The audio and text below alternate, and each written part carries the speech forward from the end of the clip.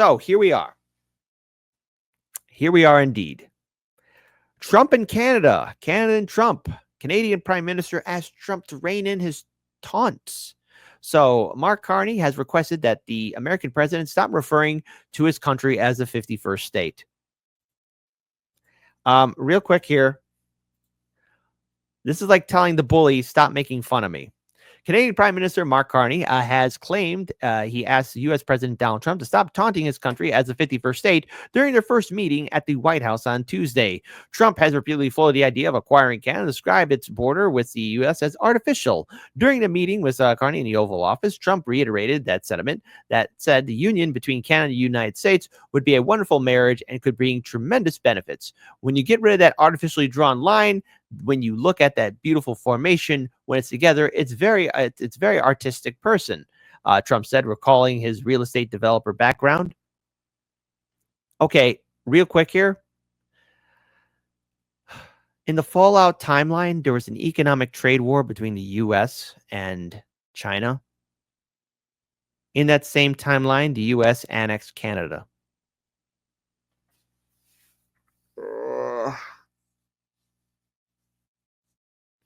If the nukes drop, I hope they're fast, so I just get vaporized. Just like that. Anyways. I didn't think we'd be living in this kind of timeline, but yet here we are. And of course, here's some highlights from that meeting. They get along very well. They like each other a lot. Well, if I may, as you know from real estate, there are some places that are never for sale. That's true. We're sitting in one right now, Buckingham Palace that you visited as well. That's true. And having met with the owners of Canada over the course of the campaign last several months, it's not for sale, won't be for sale ever. But the opportunity is in the partnership and what we can build together. We have done that in the past. And part of that, as the president just said, is with respect to our own security. And my government is committed for a step change in our investment in Canadian security and our partnership. And I'll say this as well, that the president has revitalized international security, revitalized NATO, and us playing our full weight in NATO, and that will be part of it. And they have,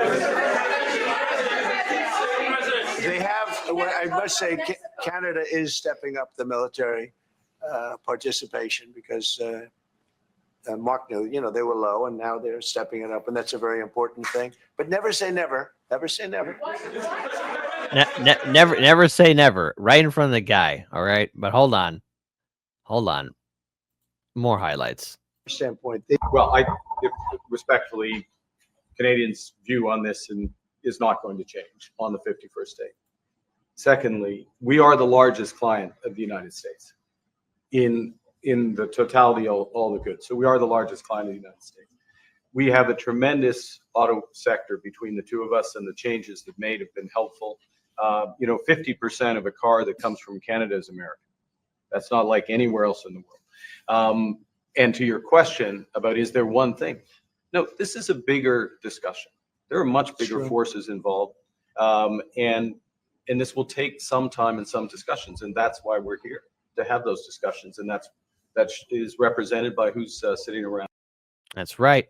And of course, there's a little bit more here. We want to make our own cars. We don't really want cars from Canada. And we put tariffs on cars from Canada. And at a certain point, it won't make economic sense for Canada to build those cars. And we don't want steel from Canada because we're making our own steel, and we're having massive steel plants being built right now as we speak.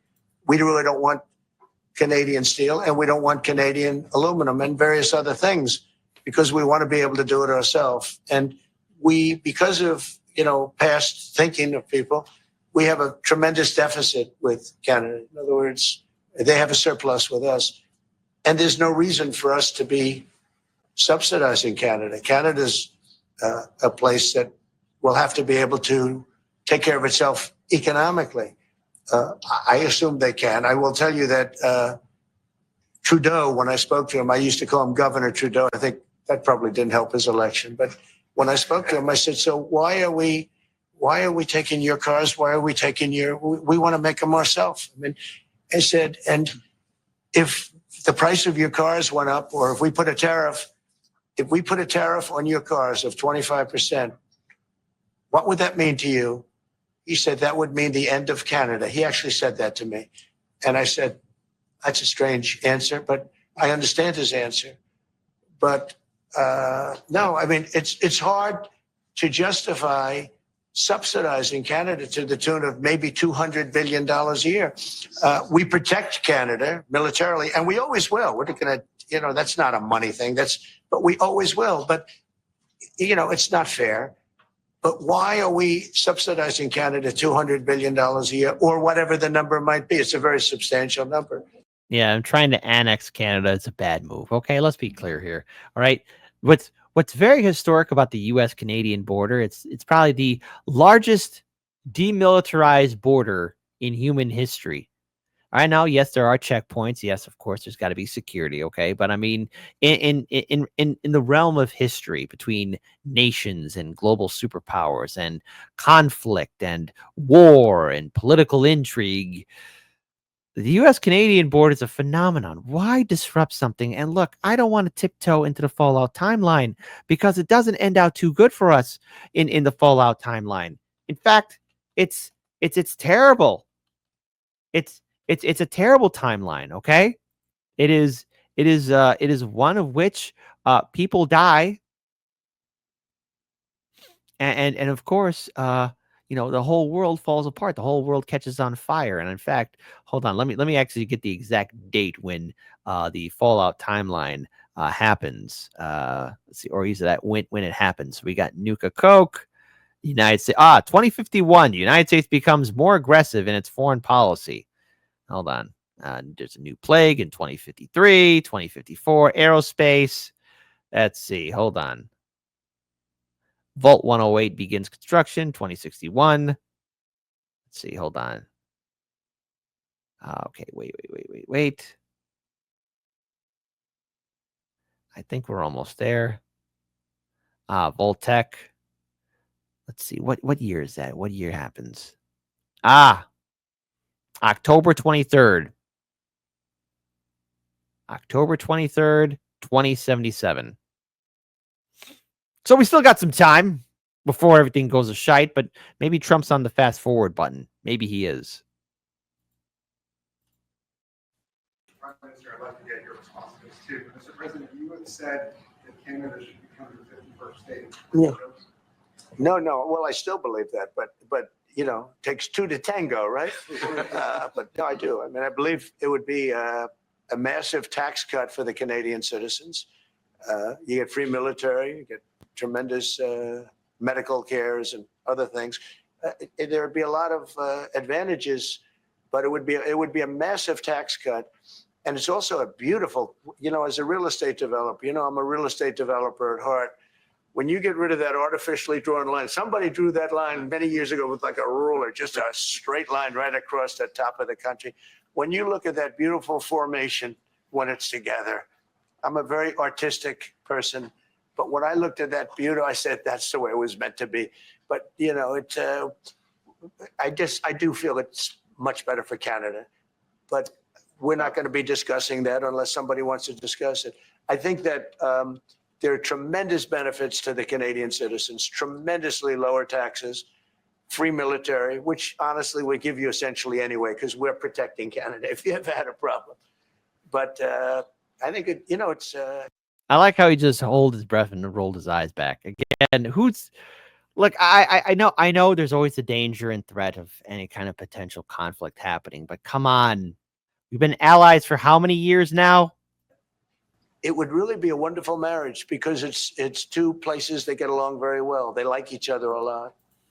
Well, if I may, as you know from real estate, there are some places that are never for sale. That's true. We're sitting in one right now, Buckingham Palace that you visited as well. That's true. And having met with the owners of Canada over the course of the campaign last several months, it's not for sale, won't be for sale ever. But the opportunity is in the partnership and what we can build together. We have done that in the past. And part of that, as the president just said, is with respect to our own security. And my government is committed for a step change in our investment in Canadian security and our partnership. And I'll say this as well, that the president has revitalized international security, revitalized That's NATO, true. and us playing our full weight in NATO, and that will be part of it. That's true. And they have, well, I must say, Canada is stepping up the military participation because Mark knew, they were low and now they're Yes, I heard that word too. The owners of Canada. stepping it up. And that's a very important thing. But never say never. Never say never. Yeah, see, the owners of Canada. Okay, so what can we take away from this? What can we take away from this? Well, first of all, in a matter of position of strength, the one thing you don't do, especially with Trump, you don't say, "Oh, please, please, please, please, pretty please, please, don't call us the 51st state." Like, don't come on. No, just like, hey, we're not the 51st state. That's it. Simple as that. Trudeau handled himself embarrassingly in front of Trump. And now, new Canadian Prime Minister. Look, perception drives reality, and I would say he did the best he could in an environment that was clearly very cutthroat. But this whole talk about annexing Canada, let me just say this to my Canadian audience. First of all, I mean, your healthcare beats us by light years. Okay, I kind of wish we did have your healthcare system. But chances are, if you guys got annexed, that thing's going to be cut out. That's going to be removed. The other thing to bring up here is that, look, it's causing hostility between us. When we have our president saying, "Oh yeah, we're going to annex your country," that's going to trigger people. That's going to get people upset. Like, what do you mean annex? How you gonna take over this whole country? You have people there that are just as patriotic about Canada as we are here, patriotic about the USA. Now, there's no such thing as perfect. But my goodness, what is going on here to where we're having a sitting U.S. president humoring the idea of annexing a nation that's been our ally for decades? We fought in 2 world wars together, and yet here we are.